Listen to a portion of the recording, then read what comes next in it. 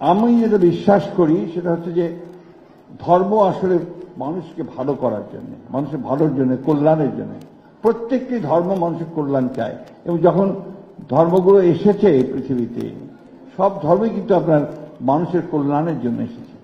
এবং সমাজ যখন নষ্ট হয়ে গেছে, আপনার হিংসা, যুদ্ধ, বিগ্রহ যেভাবে আপনার ছড়িয়ে পড়েছে, তখনই কিন্তু সেখানে এসেছেন একজন মহাপুরুষ, যিনি শান্তির বাণী দিয়ে মানুষকে শান্ত করবার চেষ্টা করেছেন, মানুষকে সঠিক পথে নেওয়ার চেষ্টা করেছেন।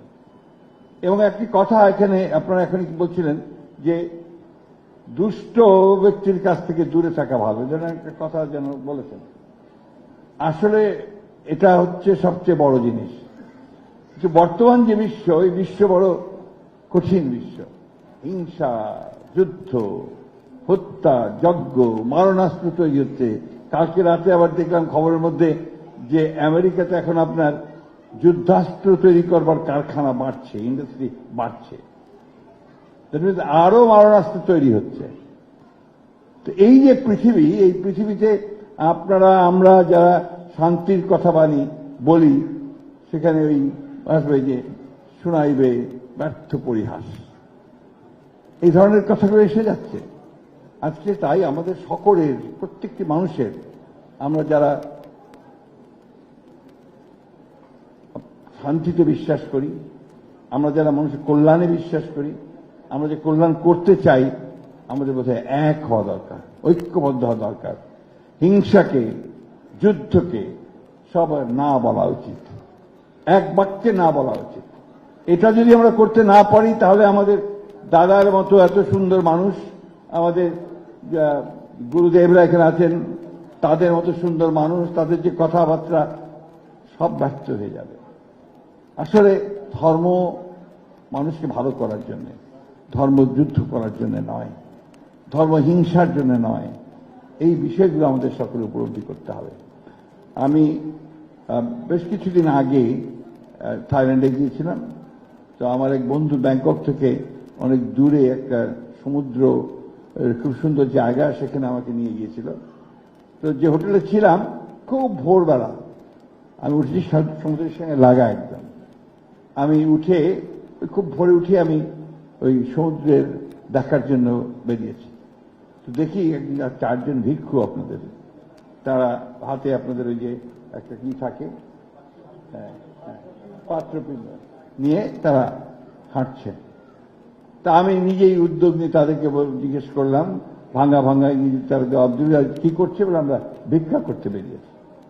অর্থাৎ ওই যে ভিক্ষা তারা করবে, যে অন্ন তারা পাবে, সে দিয়েই কিন্তু তারা তাদের সারা দিন কাটাবে, এবং তাদের আর কোনো, সকলকে নিয়ে, এবং তার আর কোনো চাহিদা নেই।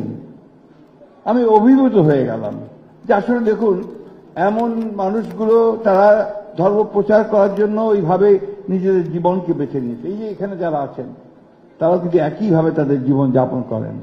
আমি সুকমল দাদাকে যত দেখি, তত আমি বিস্মিত হই। একটা মানুষ সারাক্ষণ জ্ঞানের চর্চা, জ্ঞানের কথা, মানুষের কল্যাণের কথা, তাকে যদি কেউ কোনো বিদ্রুপ করে, উনি কিচ্ছু মনে করেন না। এই ধরনের মানুষ পাওয়া যায় না। আমি এই জন্য আপনাদের ধর্ম শুধু না, আপনাদের মানুষগুলোকে আমি খুব সম্মান করি, শ্রদ্ধা করি, ভালোবাসি। সেই জন্য আপনারা যখনই ডাকেন আমি চলে আসি। আমি অনেকবার এসেছি, বিরোধী দলে থাকা অবস্থায় এসেছি, এখন তো সরকারে এসেছি বলে আরো আসবো, ঘন ঘন আসবো হয়তো, যদি আপনারা ডাকেন অবশ্যই। আমরা আসলেও, এটা দেশনেত্রী বেগম খালেদা জিয়ার কথা, 2016 সালে উনি যখন ওই ভিশন 2030 বলে একটা আমরা আমাদের ভিশনগুলো দিয়েছিলাম, ওইখানে তার বক্তব্য ছিল যে আমরা এমন একটা রাষ্ট্র তৈরি করব যেখানে ধর্মে কোনো বিভেদ থাকবে না, সব সম্প্রদায়ের মানুষ একসাথে থাকবে, এবং সেটা হবে একটাই পরিচয়, বাংলাদেশ।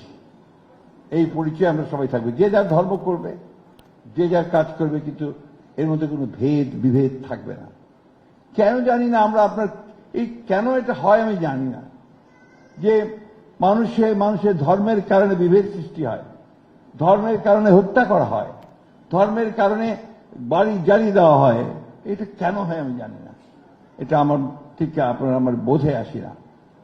একজন মানুষ কি করে আরেকজনকে, মানুষকে হত্যা করতে পারে শুধুমাত্র তার ধর্মীয় বিশ্বাসের কারণে এটা হয়। আমাদের সাবকন্টিনেন্ট নয়, সারা পৃথিবীতেই হয়।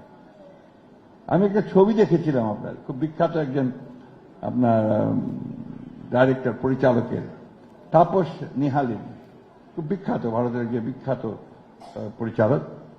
ছবিটির নাম ছিল আপনার পার। এটা 46-এর যে রায়ট ইন্ডিয়াতে, সে রায়টের উপরে ছবিটা তৈরি করা, খুব বিখ্যাত ছবি। ছবি অনেক পুরস্কারও পেয়েছিল। ছবিটার শুরুটা হচ্ছে যে একজন ডোম টেনেন্ট, মানে যারা আপনার মৃতদেহ ব্যবচ্ছেদ করে অথবা শ্মশানে পুরোয় যারা আপনার ওই কাজ করে অথবা আপনার লাশ কাটে, এদেরকে বলা হয়। তো ওই রকম একজনকে নিয়ে এসে একটা শূকরকে কেটে দুই ভাগ করে একটা মসজিদে আর একটা মন্দিরে রেখে দিল রাত্রিবেলা। বাস, তারপরের দিনই শুরু হয়ে গেল হিন্দু মুসলমান রায়ট। এই যে দেখেন, এটা মানুষই করে এবং এইভাবেই করে কিন্তু মানুষের বিভেদ সৃষ্টি করে, এইভাবে সৃষ্টি করে কিন্তু হিংসা, ভয়াবহ অবস্থা তৈরি করে। আমি ব্যক্তিগতভাবে এটাই বিশ্বাস করি না, আমার দলও এটাই বিশ্বাস করে না, বেগম জিয়াও এইটা বিশ্বাস করতেন না। এবং এখন আমাদের যে তারেক রহমান, আমাদের নতুন নেতা, আমাদের সম্ভাবনাময় নেতা, প্রাইম মিনিস্টার, তিনিও এটাকে বিশ্বাস করেন না। আমরা বিশ্বাস করি একসাথে সমস্ত ধর্ম আমরা এখানে বাংলাদেশকে গড়ে তুলব, বাংলাদেশকে আমরা সবাই মিলে সুন্দর করে গড়ে তুলব।